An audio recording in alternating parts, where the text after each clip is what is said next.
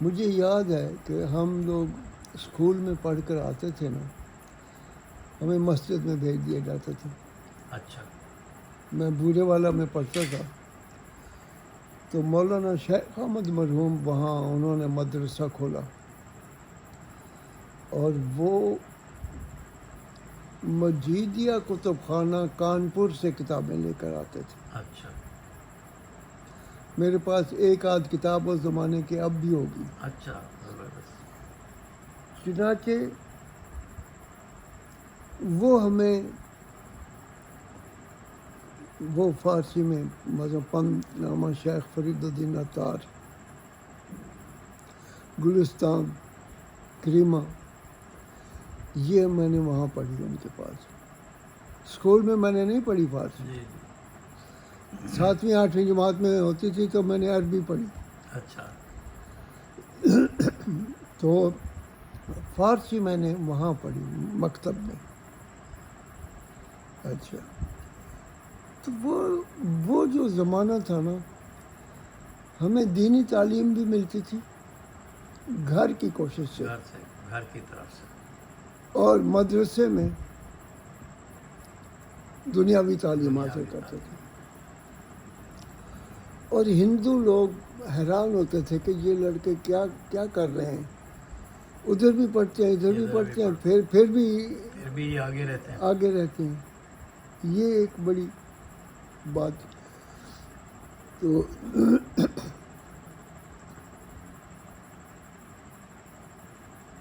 سر یہ آپ نے ماشاءاللہ اتنا پڑھایا، اور اس کے بعد بھی آپ وابستہ رہے ہیں، ایڈوائزر رہے ہیں، بہت کچھ آپ نے کام کیا ہے. کیا جو یہ ہمارا نصاب ہے یہ توقعات پوری کرتا ہے ماڈرن دور کی؟ پہلی بات تو یہ کہ نصاب کو تو آپ ایک طرف پھینک دیں. کوئی نصاب ایز اٹ سیلف کچھ نہیں دیتا آپ کو. جی. اس نصاب کو جو عملی جامہ پہنانے والے ہیں نا، ان پر دھیان دیں. اگر استاد کچھ نہیں کر سکتا تو کتنا اچھے سے اچھا نصاب کیوں نہ ہو، اس کو وہ ستیہ ناش مار دے گا. اور اچھا استاد کمزور نصاب میں سے بھی اپنے مطلب کی چیزیں نکال کر وہ پہنچاتا ہے. تو نصاب ایز اٹ سیلف کسی کام کا نہیں ہے. اب جیسے مجھے اتفاق ہوا وہاں پہ دیکھنے کا جی. کہ وہاں پہ صرف ایک موضوع ہے، ہاں. وہ موضوع دیا جاتا ہے طالب علم کو، اور وہ 15 دن 20 دن اس کو ملتے ہیں. اس کے اوپر وہ پڑھتا ہے، ریسرچ کرتا ہے، اپنا مطلب نکالتا ہے، اور پھر اپنے جو ہے وہ گائیڈ سے جا کے ملتا ہے، دکھاتا ہے ان کو، اور وہ پھر اس کو مزید آگے پڑھاتا ہے، سر کرتا ہے. تو اس کا مطلب یہاں سے تو یہ ہوتا ہے کہ ایک کیلکولیٹڈ نصاب جو ہے وہ آپ کو آگے بڑھنے سے روکتا ہے. میں بتاؤں نا، برطانیہ میں یہ ہوتا تھا، ہمارے ساتھ میں وہاں پڑھتا رہا، کہ وہ ہر سبجیکٹ کا جو استاد تھا نا، اپنا سال بھر کا شیڈول دے دیتا کہ اس میٹنگ میں ہم نے یہ پڑھنا ہے اور اس کے یہ پوائنٹس ہیں، اور ہم اس پر تیار ہو کر جاتے تھے.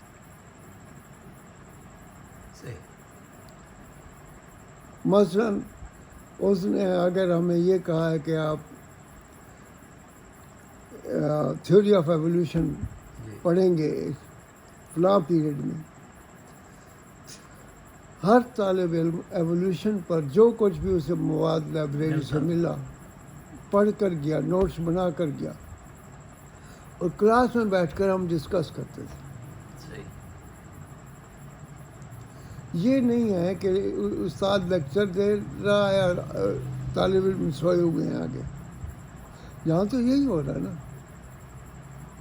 اگر آنکھیں کھلی بھی ہیں تو وہ دماغی طور پر نہیں ہوتے وہ. تو یہ جو لیکچر بازی ہے، اس سے علم نہیں آتا. صحیح فرمایا آپ نے. بلکہ میں خود بھی تو پڑھاتا رہا ہوں کالج میں، میں نے یہ دیکھا کہ ہماری اکثریت تعداد جو ہے، جو وہ پڑھا تھا اس نے اسی کو ہی چپا چپایا پیش کرتی رہی ہے، दुनिया कहाँ से कहाँ पहुँच गई है। वो नज़रियात ही गलत साबित हो गए जिनको हम अब तक पढ़े जा रहे हैं, लेकिन वो हमारे निसाब का हिस्सा हैं चूँकि, लिहाजा हम उनको समझने पे पढ़ने पे मजबूर हैं। और जो एक दरमियान में कोशिश होनी चाहिए थी कि उसको अपडेट किया जाए, वो अपडेट वाला सिलसिला हरगिज़ ऐसा नहीं है। उसकी दो वजूह हैं। नंबर एक, आप अगर निसाब को की तजदीद करेंगे तो पढ़ाने वाले नहीं, उसको इम्प्लीमेंट करने वाले वो नहीं नहीं। कर सकता, नहीं उसका कर अपना इल्म महदूद है, वो पढ़ाई नहीं है उसने। अच्छा, दूसरी बात, जो निसाब में तब्दीली लाने वाले हैं खुद उनका भी इल्म महदूद होता है। बिल्कुल मालूम। तो जब तक आपके यहाँ लर्निंग सोसाइटी नहीं डेवलप होगी, निसाब तो इसी तरह होगा। हमारे यहाँ तो उल्टा ये लर्निंग जो किताब से, किताब तो ख़त्म हो गई, दफन हो गई है बेचारी। किताब खरीदने वाला कोई नहीं मिलता। बिल्कुल, किताब पढ़ने वाला कोई नहीं है। जी हाँ, पढ़ने वाला कोई नहीं, जबकि वहाँ पे इतनी लविंग सोसाइटी है किताब से, जहाँ बैठे हैं वो पढ़ रहे हैं, बिल्कुल, जहाँ जा रहे हैं घूम रहे हैं, फिर रहे हैं, बस में खड़े हुए पढ़ बस रहे में हैं। खड़े हुए पढ़ रहे हैं, और सैर करने के लिए आए हैं तो पढ़ रहे हैं, और जहाँ उनको मौका मिला है पढ़ रहे हैं। बीच पे जाने का मौका मिला है, लोग पढ़े हैं, सन बात ले रहे हैं, लेकिन बहुत से लोग जो है किताबें खोल के पढ़े हुए।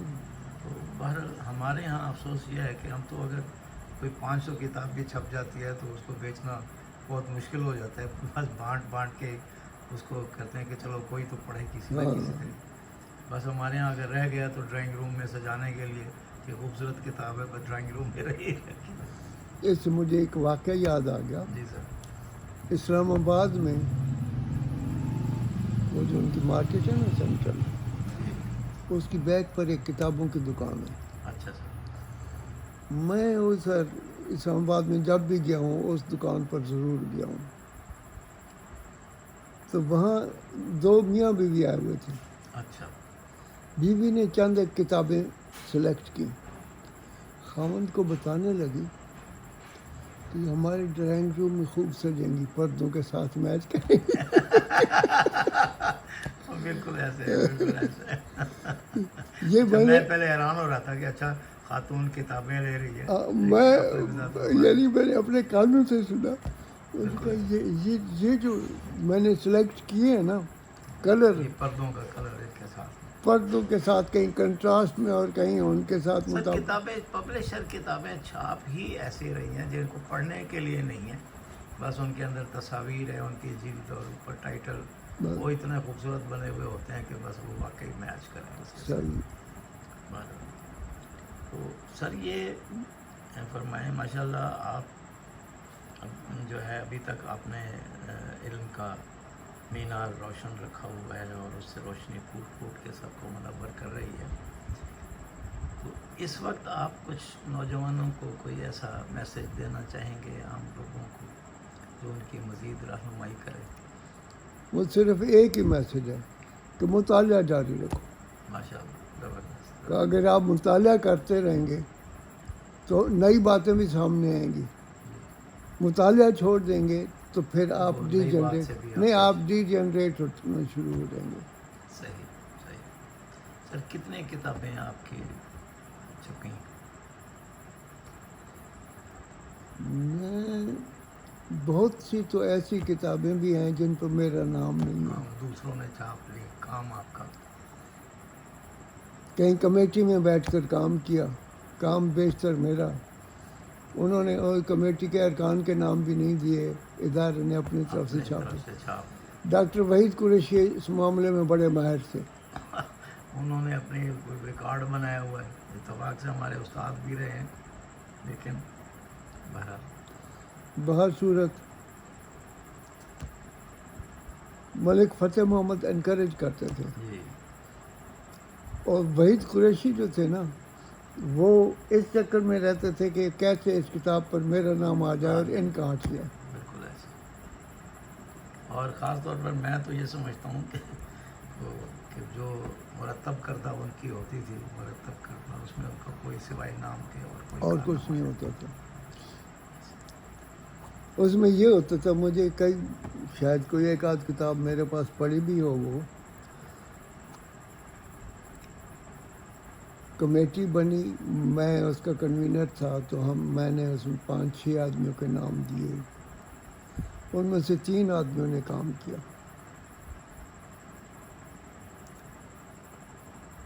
ان کو جو فائنل اسکرپٹ بھیجا تو میں نے اس میں ان 3 آدمیوں کا نام دیا اپنے ساتھ۔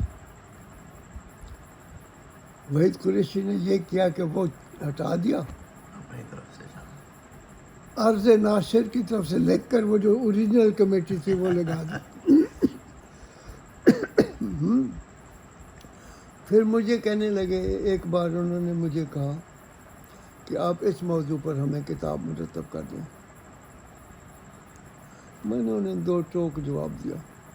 میں نے کہا ہم سرکاری اداروں کے لیے اس لیے لکھتے ہیں کہ اس سے کسی سیٹ کی تجوری نہیں بھرتی، عوام کے لیے جیسے سرکاری خزانے میں جاتے ہیں پیسے، اگر اس کی سیل ہے تو عوام کے اس میں خرچ ہوگی،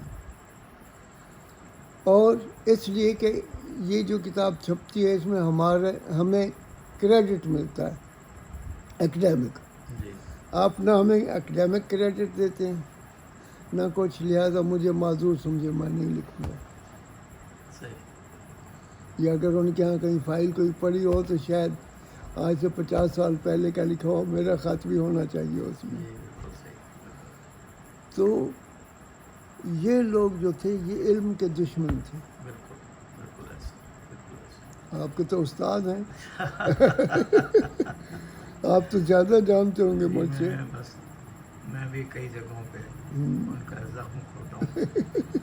اچھا سر، یہ فرمائیں، آپ نے اتنا عرصہ ایجوکیشن ڈپارٹمنٹ میں آپ نے کام کیا، اپنے کولیگز میں سے کچھ لوگ آپ کو کوئی اچھے لگے، کوئی کام کرنے والے لگے، یا آپ سمجھتے ہوں کہ وہ واقعی اچھے ٹیچر تھے؟ ایک صاحب تھے اسحاق جلال پوری، اچھا اردو کے استاد تھے، اچھا وہ ادھر مظفر گڑھ وغیرہ میں لیکچرر بھی رہے، اچھا بعد میں لاہور میں ہم ایجوکیشن ایکسٹینشن سینٹر میں کولیگ رہے۔ اچھا ان کی عربی میں اور فارسی میں بڑی استعداد تھی۔ اچھا ماشاء اللہ۔ مجھے یاد پڑتا، میں جب کبھی کچھ لکھ رہا ہوتا نا، میں ان سے زبان کے بارے میں مشورہ ضرور کرتا تھا، اچھا ماشاء اللہ۔ اور وہ خوش دلی تھے۔ ذاتی طور پر وہ مجھے پسند نہیں کرتے تھے کیونکہ وہ جماعتی تھے پکے، اور ہم لوگ جو تھے ہم فری لانسر تھے، جی ظاہر۔ تو وہ ذاتی طور پر سمجھا جائے تو وہ مخالف تھے، اچھا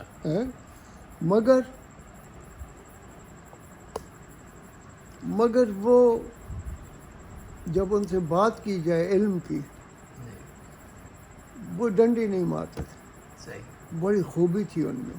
ماشاء اللہ۔ ان کا انتقال ہو گیا، بعد میں ہم ادھر مظفر آباد میں دونوں کنسلٹنٹ بھی رہے ایک ساتھ۔ اچھا اچھا تو میں ان سے متاثر تھا، گرچہ ہم ایک دوسرے کو پسند نہیں کرتے تھے، سچی بات جی ہے، جی جی مگر ان کی علمیت سے میں متاثر تھا۔ ایک ہمارے ساتھی تھے عبدالصمد، اچھا سر کیمسٹری کی کتابوں میں وہ مصنف اور ایڈیٹر وغیرہ رہے، اچھا جو 60s میں چھپی تھی۔ اچھا ان کا تعلق بھی جماعت کے ساتھ تھا، اچھا مگر وہ بہت اچھے استاد تھے، یعنی یہ وہ لوگ تھے جو ٹیچر ٹریننگ میں ساتھ تھے۔ صحیح جہاں تک اسکول کا تعلق ہے، میں نے آپ کو بتایا پرائمری اسکول میں ماسٹر رحمت اللہ صاحب، بعد میں وہ تدریس چھوڑ گئے کیونکہ وہ مسلمانوں کا اسکول تھا پرائمری اسکول، میٹرک کرتا لڑکا اس کو یہاں لگا دیتے، اسے کہیں جاب ملتی وہ چلا جاتا۔ تو وہ انہوں نے بہت متاثر کیا۔ اسکول کے زمانے میں چونکہ میں 2-3 اسکولوں میں پڑھتا رہا تو اس لیے کوئی خاص میرے ذہن میں سر کوئی شاگرد آپ کہ ایسے ہوئے جنہوں نے آپ کو آپ کی نگرانی میں آگے اپنے لیے نام پیدا کیا، کام کیا؟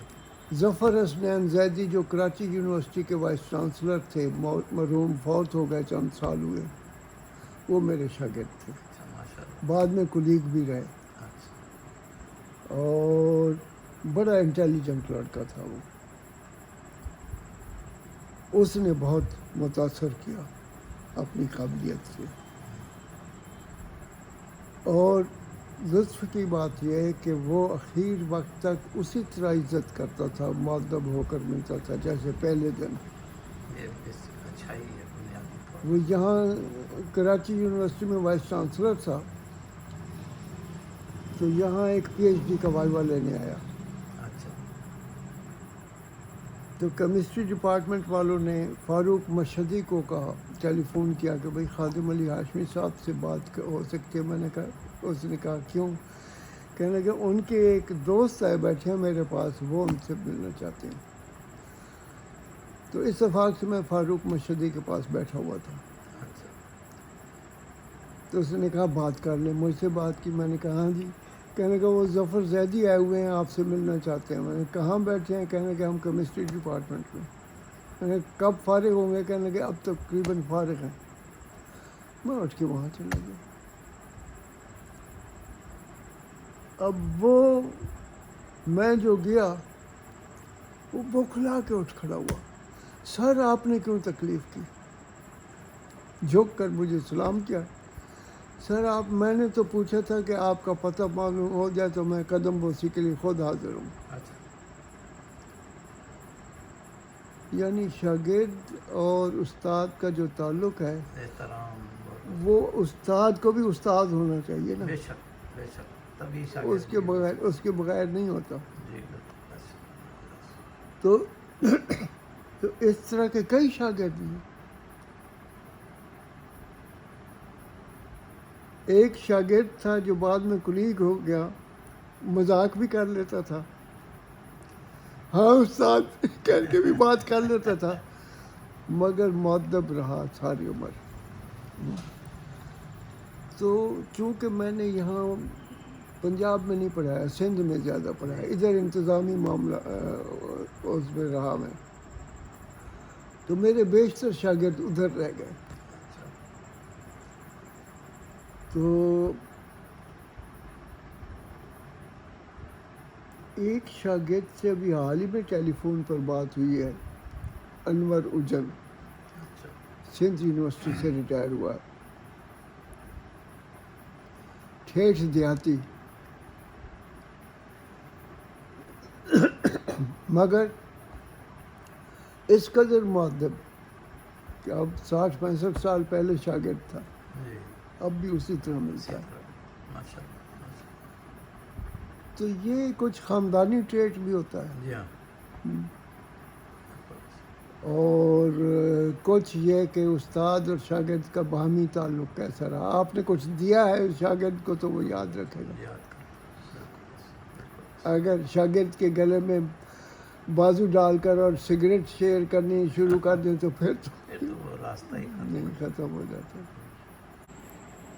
جی دوستو، کیسا رہا آج گفتگو کرنا جناب پروفیسر خادم علی ہاشمی صاحب سے، کہ جی چاہتا ہے وہ بولتے رہیں اور سنتے رہیں، ریکارڈ کرتے رہیں. تو ابھی یہ چھوٹا سا ایک ریکارڈ میں نے کیا ہے. میرا دل کر رہا ہے کہ میں ان کے ساتھ کافی وقت بناؤں اور ان کے لیے بیٹھوں اور ان سے باتیں کرتا رہوں، سنتا رہوں. ماشاءاللہ علم کا سمندر ہے، اور اللہ تعالی ہمیں ان سے رہنمائی کا موقع عطا کرتے رہیں. اللہ لمبی عمر عطا فرمائیں، عمر خضر عطا فرمائیں. آمین. آپ کا بہت بہت شکریہ. نوازش.